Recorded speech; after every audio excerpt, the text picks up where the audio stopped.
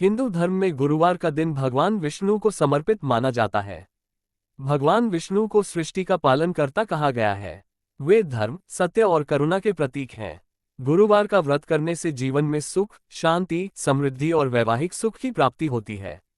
विशेष रूप से यह व्रत गुरु ग्रह को मजबूत करने के लिए भी किया जाता है, क्योंकि ज्योतिष में गुरु ग्रह का संबंध भगवान विष्णु से माना गया है।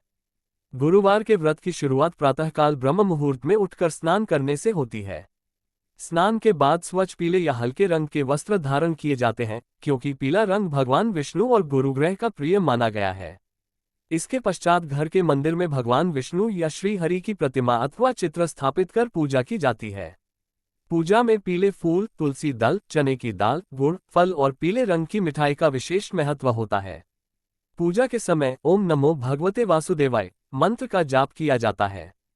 साथ ही विष्णु सहस्रनाम, नारायण कवच या श्रीमद् भगवद गीता का पाठ करना अत्यंत शुभ माना जाता है। कथा श्रवण भी इस व्रत का महत्वपूर्ण अंग है। गुरुवार व्रत कथा में भगवान विष्णु की महिमा, भक्त की श्रद्धा और व्रत के फल का वर्णन किया जाता है, जिससे मन में भक्ति और विश्वास की भावना जागृत होती है। इस व्रत में दिन भर सात्विक आहार ग्रहण किया जाता है। कुछ लोग केवल फलाहार करते हैं, जबकि कुछ लोग एक समय भोजन करते हैं। भोजन में नमक और तामसिक पदार्थों से परहेज किया जाता है।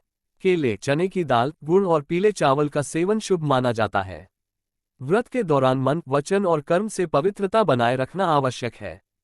गुरुवार विष्णु व्रत का विशेष महत्व विवाह में आने वाली बाधाओं को दूर करने, दाम्पत्य जीवन को सुखमय बनाने और संतान सुख की प्राप्ति के लिए माना गया है। यह व्रत आर्थिक समस्याओं को दूर करने और जीवन में स्थिरता लाने में भी सहायक होता है। कहा जाता है कि जो भक्त श्रद्धा और नियमपूर्वक इस व्रत को करता है, उस पर भगवान विष्णु की विशेष कृपा बनी रहती है। अंत में शाम के समय पुनः भगवान विष्णु की आरती की जाती है और व्रत का पारण किया जाता है। जरूरतमंदों को भोजन या वस्त्र दान करना भी अत्यंत पुण्यकारी माना गया है।